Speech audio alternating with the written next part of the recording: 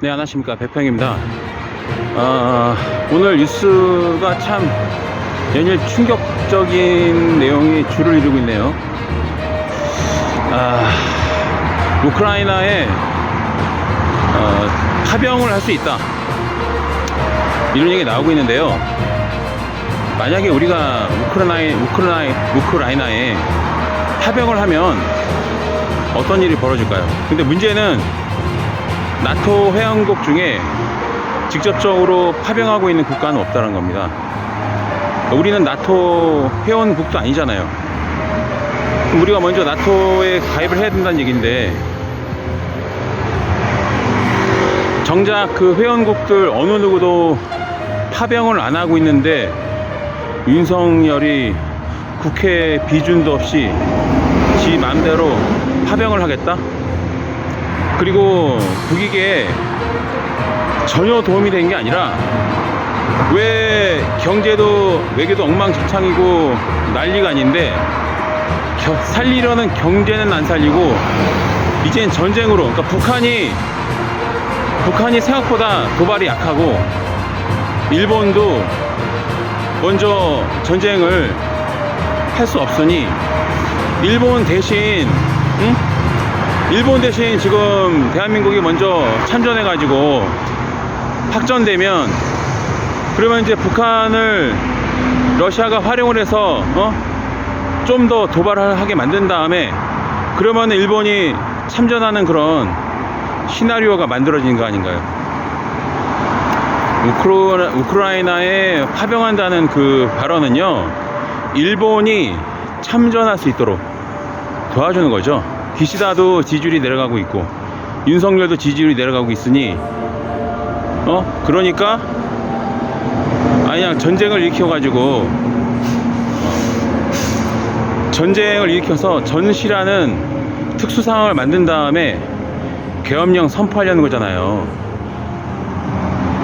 전쟁을 먼저 일으키고 전쟁이 발발하면 그 다음에 그 정부에 대해서 반정부 시위한 놈들은 군대에 동원해서 진압하겠다는 거 아닙니까? 계엄령은 당연히 때릴 거고, 예를 들면은 미국이 베트남 참전했을 때 수많은 미국 청년들이 반전 운동을 했죠. 그때 반정부 세력이라 규정하면서 군 경찰 투입해가지고 탄압을 한 적이 있습니다. 그 짓 하는 거거든요.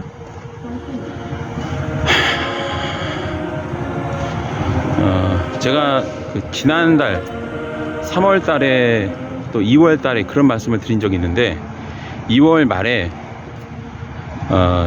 촛불 집회에 나가기 전에 잠이 안 온다. 또 3월 달에도 밤에 잠이 안 와가지고 아무래도 국회를 해산시킬 조짐이 있다라고 말씀을 드린 바 있죠. 계속적으로 저는 그런 말씀 드리고 있고, 심지어는 촛불 집회에 참여하는 어떤 시민분도 계엄령 때릴 것 같다, 그런 얘기를 하시더라고요. 저만의 생각은 아닙니다. 근데 오늘 마찬가지로 고발 뉴스에서도 같은 논평이 나오고 있어요. 나왔습니다. 탄핵이 돼서 깜빵에 가느냐, 그냥 어차피 깜빵 갈 거면, 탄핵 될 거면 우리 전쟁이나 일으키자, 세게 한번 가보자, 이 권력으로 군 폭력으로 무력으로 정권을 유지해보자. 이래나 깜빵 저래나 깜빵이면 막 가자, 그거밖에 안 돼요. 제가 역지사지의 마음이 강한 사람인데요, 제가 윤석열 입장이 한번 돼봤어요.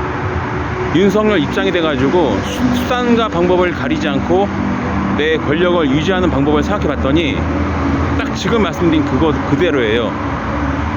네, 딱 말씀드린 그대로. 다만 한 가지 다행인 거는 정권 초반에 예전에 전 대통령이 그랬던 것처럼 뭐 범죄와의 전쟁 그런 선포해가지고 이 보수 극우 진영으로부터 지지율을 끌어올렸던 그 짓을 안 해서 못해서 다행입니다.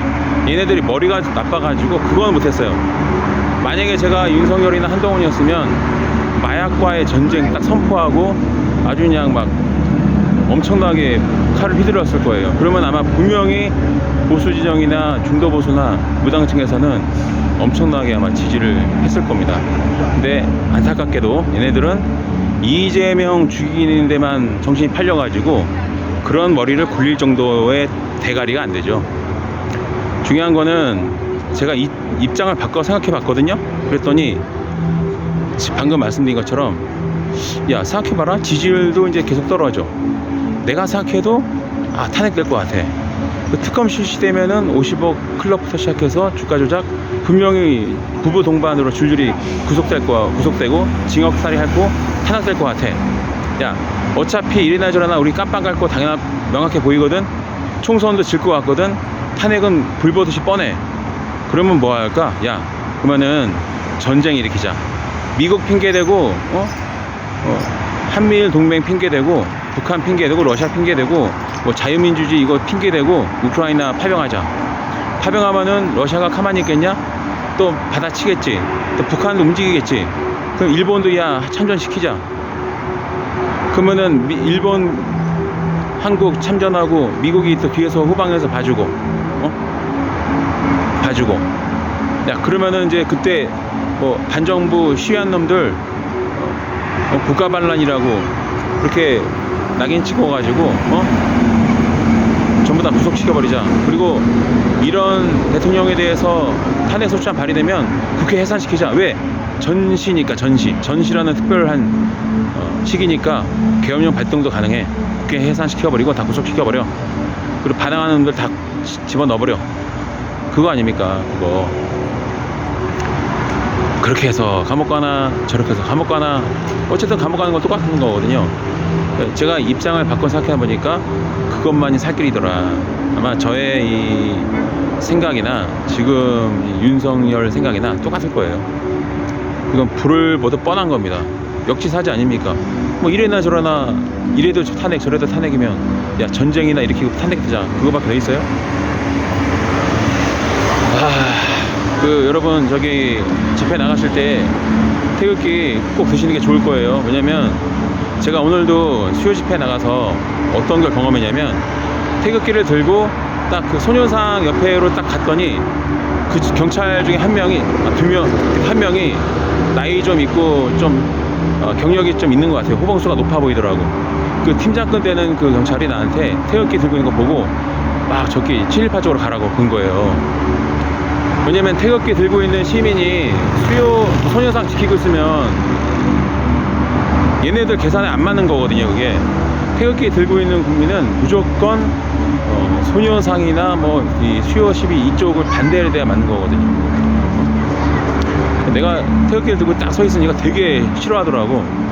그리고 이 일장기랑 태극기 들고 있는 토착 외교들도 되게 당황하더라고.